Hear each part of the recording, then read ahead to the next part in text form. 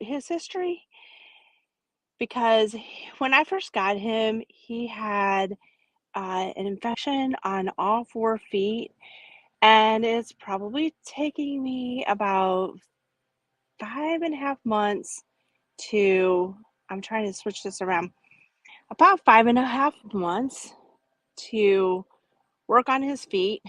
That's Triton. Isn't he beautiful? And he wasn't able to be ridden. At one point, I thought I was going to have to put him down because his feet were so bad. He was in miserable pain, and they were actually exploding with abscesses and pus leaking out of his fetlock area and his cornet band, excuse me. And when you picked his foot up, it was just his. There's a frog in there that's shaped like a triangle, and it was completely just demolished. And now he has his right ankles. I had to treat him it took me about 3 hours a day. He's shy. He doesn't actually like his picture taken very much. So I would wrap his feet about 3.5 hours a day. And then I got it down to about 2 hours. And then I got it down to about an hour and a half. You're a good boy. And it was in the about 90 degrees, something like that, with the humidity being like 95 degrees. And I literally thought I wasn't able to sustain wrapping his feet every day because I have sometimes I get some back pain, and it was killing me to bend down, but I wanted to save him, and I wanted to offer him a quality life that's pain-free. And we are being summoned over here by these other 2 horses. The one on the far side is another one of ours. But I just wanted to share this with you because I ended up moving him because we were not in the exercise program, and it was an exercise like a hunter jumper or dressage barn, excuse me. And we just weren't able to even ride him. I wasn't even able to ride him. And again, it was kind of a life or death situation because he would not let me even pick his feet up. He actually would kick out. And then at one point, he actually jumped on me and made a very swollen ankle on me. And it was just really not a good situation. So a little bit of history about him. He's from Shackelford Banks off the coast of North Carolina in the southern Outer Banks, near where the Cape Lookout Lighthouse is, which is really cool. And those horses walk around. There's an uninhabited island, and they usually stay, they stay in a territorial area or territory, but they're not actually very territorial. They're more prey animals than anything, but they do stay in their harems or their herds, their bands, whatever you want to call them. And they stay within the same harems unless another stallion were to come in and steal one of the mares. At about age 2, they have to leave their band usually, and they form a bachelor band until they find their own harem, their own set of mares. But he was removed from the island when he was 2, I believe, along with his brother. And I want to show you his tattoo. They don't actually tattoo the horses anymore. Oh gosh, the sun is in a bad place. But anyway, it says 15J. Maybe you can see it more if I do. The sun just happens to be in a bad place for seeing this. But that means he was the 15th horse born in the J year. And the J year, he was born in 1999. So the J year stands for 1999. So he's mostly a gentle guy, but he still has kind of a wild attitude about him. Things have to be his idea, and you just can't go in and make him do anything. You have to convince him or get his partnership, because being wild at one point, he just kind of has his own mind, his own way around, of doing things. And he's rideable when he's not hurt, sorta. He doesn't steer real well. He stops, sorta. And, you know, he doesn't like the arena. He does better out in open pasture. But I wouldn't say that I ride him much. I think I've been on him maybe 4 times in a year. My daughter will ride him, but anyway, these horses have come from, the belief is from the Spanish galleons that sailed along the North Carolina Outer Banks. I just think this is really cool. Here you can see my my reflection or my shadow, but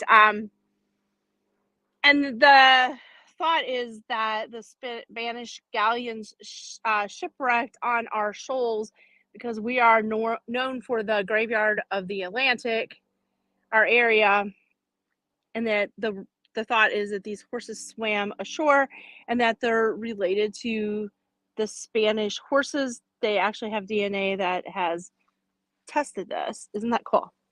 So, but I wanted to get all of your prayers and hopes because we're still not out of the woods yet.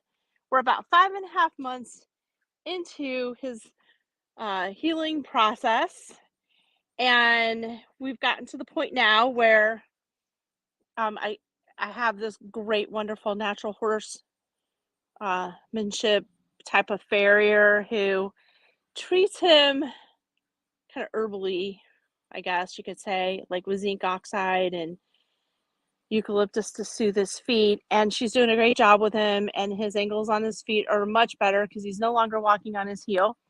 And I still have to pick his feet and medicate them every day. However, he is doing much, much, much, much, much better. He now has a foot, and he has some deep grooves still in it that we're treating, and so by March he should be better. But I just wanted to share his journey with you so you can send him some extra love if you would. I and if you ever have read any of my books, like the first 4 books that I've written with Lori Hayes, um, I write about the wild horses on Shackleford Banks. I just happen to call it Pony Island. So he is actually from that island. So it's just so cool that he's in my life because I met him about 10 years ago when I was at a book signing. I had a tent and I had rented this space for a decoy festival down in that area. And he was at the far end of, that's my other pony talking to me. He was at the far end representing the foundation for the Shackleford horses. And the lady walked him down that owned him then. And she said, "Hey, we had to come check you out because I had all these canvases hanging with all his relatives." And he stuck his head into my tent and looked around like he actually recognized his relatives. It was just the coolest thing. So then the lady asked me, "Hey, do you want to ride him or sit on him?" And I said, "Oh my gosh, yes." He's like a movie star to me because I write all these stories about them. I've hiked that island, most of it. I've backpacked across it with my lunch, just like in my books. And so I just thought he was just the coolest thing ever. So I sat on him and it made my year probably. And fast forward, oh gosh, like uh I'm guessing here 5 or 6 years, and he had to be rehomed, and got returned to the foundation, uh yeah, the foundation. And I saw him on the website that they were trying to find a new home for him. So I went down and I looked at him, and I did ride him. And oh, there you can kind of see the 5 and the J anyway. And there it is. And I just fell in love with him because I was in such awe of him. He's just amazing to me that he's just so cool. And I filled out the process, the paperwork and everything to adopt him or to own him. And my friend and I later went down and drove 4 hours, 4.5 hours, something like that, to go get him and brought him back. So here he is. And I'm really hopeful that his feet will heal completely by March. And I just got the word that I can start riding him again. And I sat on him for the first time about a week ago in the pasture because I was trying to get my author pictures taken. Those didn't turn out real well. He wasn't overly excited about me sitting on him. He tolerated it, but he didn't exactly have his ears up. So we ended up coming back and taking some more author pictures from the ground. But anyway, this is him, and he is completely, amazingly wonderful. And I did want to share this with you because you get to see a real live Pony Island horse right here in the flesh. And I wanted to share his healing journey, and if you all will again say some prayers or warm thoughts and send it his way, because we are not completely out of the woods yet, but boy, oh boy, are we in a much better spot than we were.